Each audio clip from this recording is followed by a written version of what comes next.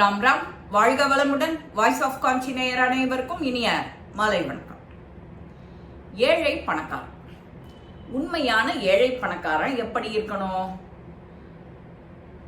உண்மையான ஏழை யாரு? உண்மையான பணக்காரன் யாரு? ஒரு பெரிய ராஜா, நாட்டுக்கு ராஜா, அவன் நாடு நன்னா சுபிட்சமா இருக்கு, மக்கள்லாம் ரொம்ப சந்தோஷமா இருக்கா. அந்த நாடே பூமியும் நன்னா வறண்டு கிரண்டு இல்லை, நல்ல மழை, பொன் விளையிற பூமி. இந்த மாதிரி இருக்கும்போது அவனுக்கு ஒரு ஆசை, அவனுக்கு சொத்து சேர்க்கணும்னு. நாட்டு ராஜாக்கு அண்டை நாட்டுக்கு படையெடுக்க போகலான்னு நினைச்சிட்டு இருக்கான். படையெடுத்துட்டு போறதுக்கு முன்னாடி ஒரு பெரிய முனிவர் மகான் யாருக்கிட்டையான ஒரு ஆசீர்வாதம் வாங்கிக்கலாம் அப்படின்னு சொல்லிட்டு ஒரு குளம் குட்டை அந்த மாதிரி வனாந்தரம், ஒரு பெரிய ஆசிரமம், தோப்பு, அந்த மாதிரி இடங்களுக்கு இப்படி போயிட்டு இருக்கான் தன்னோட பரிவாரங்களோட. அப்போ அந்த ஒரு ரம்யமான இடம், அது ரொம்ப தோட்டமா இருக்கு, பூந்தோட்டமா இருக்கு, மரம் செடி கொடி காய்கனியோட அவ்வளவு உன்னதமா இருக்கு அந்த இடமே. ஒரு பெரிய தபச்சீலர் முனிவர் ஞானி தபசுல இருக்கார். அவர் தியானம் பண்ணிட்டே இருக்கார். முனிவர்கள்னாலே சாதாரணமா நிறைய ட்ரெஸ் போட்டுக்க மாட்டார் இல்லையா? ஒரே ஒரு ட்ரெஸ் தான், இடுப்புக்கு மட்டும் ஒரே ஒரு துண்டு. அப்போ அங்க சீதோஷ்ணம் ரொம்ப கொஞ்சம் இயற்கை எழில் இருக்கு, காடு மலை மரம் செடி கொடி இருக்கிறதுனால வெயில் நிறைய இல்ல, கொஞ்சம் சிலு சிலு சிலுன்னு குளிர்ற மாதிரி இருக்கு. இவனுக்கு ராஜா இந்த மாதிரி ஒரு முனிவர் தவம் பண்ணிட்டு இருக்காரு அப்படின்னோடனே போய் அவர்கிட்ட ஆசை வாங்கிக்கணும்ட்டு போறான். அப்போ போகும்போது அவரோட உடம்புல ஒரே ஒரு துணி தானே இருக்கு, அதுவும் இந்த கிளைமேட்ல கொஞ்சம் நடுக்கம் எடுக்குமே அப்படின்னு சொல்லிட்டு ஒரு பெரிய விலை உயர்ந்த ஒரு சால்வைய கொடுக்குறாரு, போத்தி விடுறாரு அவருக்கு. அப்போ போத்தும் போது அவர் தியானத்துல இருந்து முழிச்சுக்கிறார். ராஜா கிட்ட கேட்கிறாரு, நன்னா க்ஷேமமா சௌக்கியமா இரு, என்ன இந்த பக்கம் வந்த, என்ன விஷயம்? இல்ல உங்ககிட்ட ஆசீர்வாதம் வாங்கிக்கணும்ட்டு தான் வந்தேன். நீங்க அப்படி குளிர்ல நடுங்கிறத பார்த்து ஒத்த வஸ்திரம் தான் உங்ககிட்ட இருந்தது உடம்புல, அதனால குளிருக்கு இதமா இருக்கட்டும்னு ஒரு சால்வைய கொடுத்தேன் அப்படின்னு சொல்றேன். எனக்கு அந்த மாதிரி தேவையெல்லாம் இருக்காதே, சால்வையெல்லாம் வேண்டாம், நீயே எடுத்துக்கோ. ஏன்னா இது உண்மையா யாருக்கு தேவைப்படுறதோ அவளுக்கு கொடு அப்படின்னு அந்த முனிவர் சொல்றாரு. ராஜா அதெல்லாம் வேண்டாம் வேண்டாம், இது உங்களுக்கு தான் வேணும், நீங்க குளிர்ல நடுங்கிட்டு இருக்கேன், என்கிட்ட நிறைய இருக்கு அப்படின்னு சொல்ற. விலை உயர்ந்த சால்வை உங்களுக்குன்னு கொண்டு வந்தேன், நீங்க போட்டுக்கோங்க அப்படின்னு சொல்ற.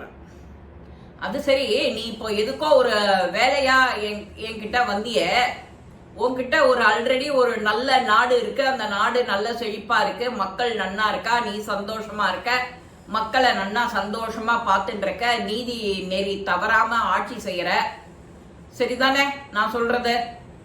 ஆமா அப்படின்னு அந்த ராஜா சொல்ற. அப்போ உனக்கு எதுக்கு இன்னொரு நாடு?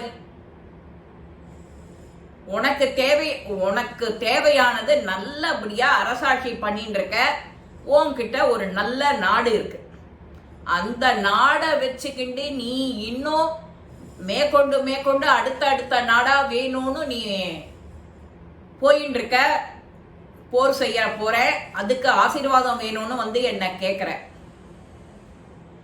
எனக்கு நான் ரொம்ப திருப்தியா சந்தோஷமா இருக்கேன், இந்த ஒரு வஸ்திரம் இருந்தாலே போறோம், என் உடம்பு எதுனாலையும் பாதிப்படையாது. ஏன்னா நான் பாதி போது யோகத்திலையும் தியானத்திலையும் இருக்கிறதுனால எனக்கு அவ்வளவு தெரியாது, தேவை இருக்காது.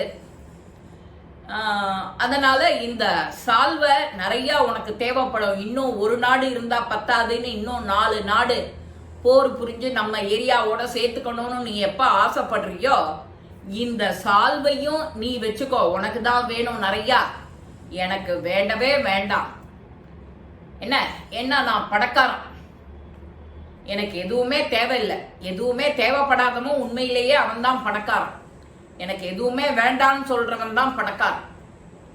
உனக்கு எல்லாமே தேவை. நாடா 10 நாடு வேணும், சால்வையா ஒரு 1000 சால்வை வேணும், பட்டு ஆடை அணிகலனா அதுல கிலோவா வேணும். என்ன பாரு, நான் ஒண்டியால் நிஷ்டையில இருப்பேன், பாதி நேரம் நிஷ்டையில இருப்பேன், பாதி நேரம் யோகத்துல இருப்பேன். ஸோ எனக்கு பூஜை புனஸ்காரம், ஸ்டூடெண்ட்ஸு, அறிவுரை, பாடங்கள் இப்படின்னு என்னோட பொழுது போயிடும். நான் யாருக்காக சேர்த்து வைக்கணும்? எனக்கு எதுவுமே சேர்த்தே வைக்க வேண்டாங்கிற.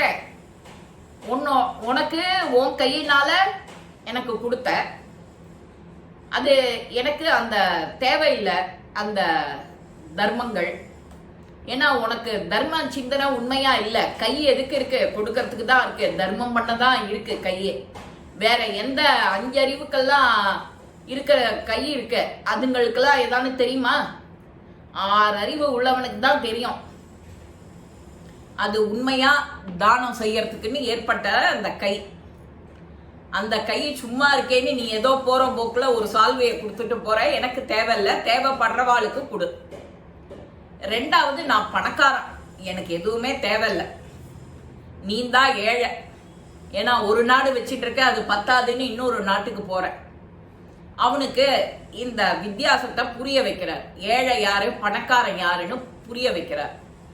அவன் ரொம்ப சந்தோஷமா மன்னிச்சிடுங்கன்னு அவர் காலில் விழுந்து மன்னிப்பு கேட்டு திரும்ப அந்த நாட்டுக்கு போறான். நாமளும் நம்ம கைகள் எதுக்கு இருக்கு? எது எடுத்தாலும் நமக்கு இருக்கோ, நாம செலவு பண்றோமோ, நாம சாப்பிட்றோமோ இல்லையோ, நம்மளுடைய சந்ததிகளுக்கு வேணும்னு சேர்த்து வைக்கிறோம். என் அம்மா என்ன பண்ணா, என் அப்பா என்ன பண்ணான்னு அந்த குழந்தைகள் நினைக்க போறதா? இல்ல ஒரு துளியான ஆத்மார்த்தமா நாம கண்ணீர் சிந்துற மாதிரி அவ அத்தனை கஷ்டப்பட்டாலே அப்படின்னு நினைக்க போறாளா? இல்லவே இல்லை. அவளுக்கு நல்ல படிப்பு கொடுத்தாச்சு, நல்ல தரத்தை கொடுத்தாச்சு. இனிமே அவன் பார்த்துக்கிறான். உலகத்துல இருக்கிறவா எல்லாரும் அவாவா லைஃப் அவாவா பார்த்துக்கிறான். அவனுக்காக நீ வாழ முடியாது, அவனுக்காக நீ சாப்பிட முடியாது, உனக்காக வேற யாரும் சாப்பிட முடியாது. அதனால இந்த மாதிரி சின்ன சின்ன அனுபவங்களை நாம நம்மளுடைய உற்றார் உறவினர் சந்ததிகளுக்கு சொல்லிகிட்டே இருக்கணும். உனக்கு கை இருக்கிறது எதுக்காக? தானம் பண்ண, தர்மம் பண்ண. அந்த தர்மம் பெருசா பண்ண வேண்டாம், சின்னதா பண்ணலாம் போறோம்.